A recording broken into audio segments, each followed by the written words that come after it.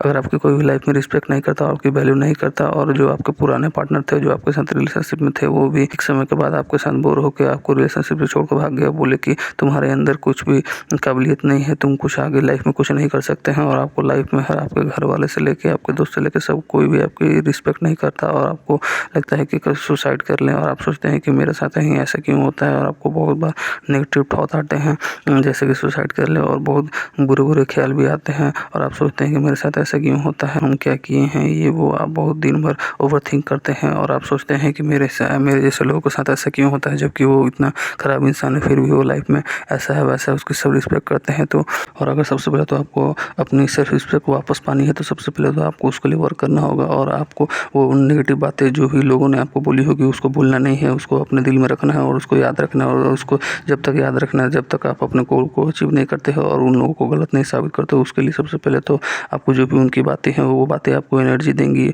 और ये मोटिवेशन देंगे कि आपको उनको गलत प्रूफ करके दिखाना है, जिसके लिए आपके अंदर वो एनर्जी आएगी, और आप उन लोगों को गलत साबित करोगे, जिसके लिए आप दिन भर वर्क करोगे, और जब भी आपका मन करेगा कि नहीं अब नहीं करेंगे, बाद में करेंगे, तो आपको वो बातें याद आएगी और आपको वो बातें एनर्जी देंगी, और आप उन लोगों को गलत साबित करने के लिए वो वर्क करोगे, और बाद बाकी लोग जो आपके साथ कम्पीट कर रहे होंगे उनसे ज़्यादा हार्ड वर्क आप करोगे, क्योंकि आपके अंदर वो मोटिवेशन होगा जो कि उन लोगों के पास नहीं होगा। ये मोटिवेशन को जाने मत दीजिए, ये मोटिवेशन को अपने एक आग के तौर पर लगाइए, और ऐसा आग लगाइए कि बाद बाकी उन लोगों को वो जला के राख कर दे। क्योंकि आप जितने भी बड़े बड़े लोगों को देखे होंगे उनके अंदर ये एनर्जी होगी ही, उनको भी लाइफ में किसी ने ऐसा बोला हो कि तुझसे ना हो पाएगा, तुम नहीं कर पाएगा, या तुम काला है, पतला है, ऐसा बहुत लोगों ने उनको डिवैल्यू किया होगा, जिसके कारण वो जो एनर्जी होता है वो लोग उस चीज़ को अपने एनर्जी के तौर पे लेते हैं, और वही बातें वो याद कर करके अपने एनर्जी के तौर पे यूज करते हैं, और जो कि आगे चल के इतने सक्सेसफुल होते हैं। आप जितने भी बड़े लोग को देखे होंगे उनके साथ बचपन में ही हुआ होगा ये सब, जैसे कि स्टीव जॉब्स से लेके इलॉन मस्क से लेके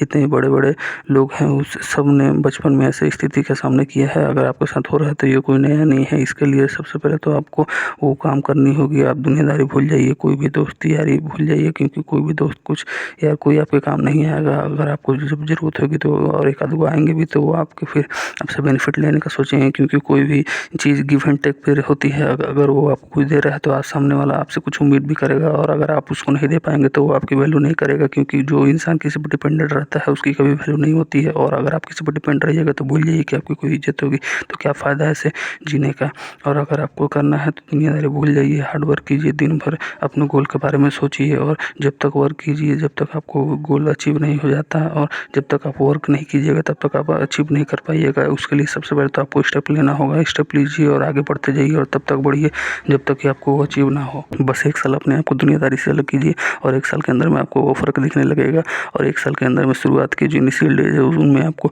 थोड़ा कम रिजल्ट देखने को मिलेगा, लेकिन आने वाले दिन में वो जो आपका रिजल्ट है वो एक्सपोनेंशियली बहुत गुना से ज़्यादा बढ़ के दिखेगा, और वही जो रिजल्ट होगा वो आपको एक छोटे से जगह से कहाँ पहुंचा देगा। और आप अगर वही स्टेप नहीं लीजिएगा तो आप जहाँ हैं वहीं के वहीं रहिएगा, क्योंकि बोलते हैं ना कि भगवान राम को भी राम मर्यादा पुरुषोत्तम राम बनने के लिए 14 साल का वनवास काटना पड़ा था। तो आप कौन से खेत की मूली है, अगर आपको कुछ करना है तो आपको सेक्रीफाइस करना ही होगा। अगर आप सेक्रीफाइस नहीं करेंगे तो आप जहाँ हैं वहीं के वहीं रहेंगे। कोई भी टैलेंटेड हो लेकिन अगर वो वर्क नहीं करता है तो वो जहाँ रहता है वहीं के रह जाता है। लेकिन जो टैलेंटेड नहीं है और अगर उसको उसके अंदर जुनून है, उसको कुछ कर गुजरने की क्षमता है और वो चाहता है कि लाइफ में कुछ बड़ा करे, तो वो कंसिस्टेंसी के साथ अपने हार्डवर्क के साथ उस टैलेंट वाले को भी बीट कर देता है। क्योंकि टैलेंट वाला सोचता है कि कर लेंगे और वो आराम करता है, जिसके कारण से बोलते हैं ना कि एक खरगोश को भी एक लोग कछुआ जो चलता है वो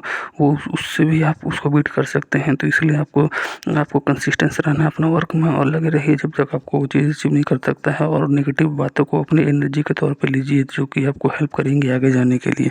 क्योंकि बोलते हैं ना कि वो वही क्योंकि कहते हैं ना कि जो पत्थर होता है वो चोट खाते खाते और दर्द सहते सहते मंदिर का कंकर हो जाता है, लेकिन वही पत्थर अगर चोट नहीं सहता है और टूट जाता है तो वो रोड का कंकर हो जाता है। तो आपके ऊपर है कि आपको रोड का कंकड़ बनना है कि मंदिर का शंकर बनना है। अगर आपको शंकर बनना है तो सेक्रीफाइस करना होगा, दर्द सहना होगा, खुद को तपाना होगा। बिना तपाए कोई भी नहीं निखरता है। अगर आपको निखरना है तो आपको तपना होगा, दर्द सहना होगा, क्योंकि जो दर्द सह लिया वो पूजे जाने वाला शंकर जो ना सहा वो रोड का कंकड़।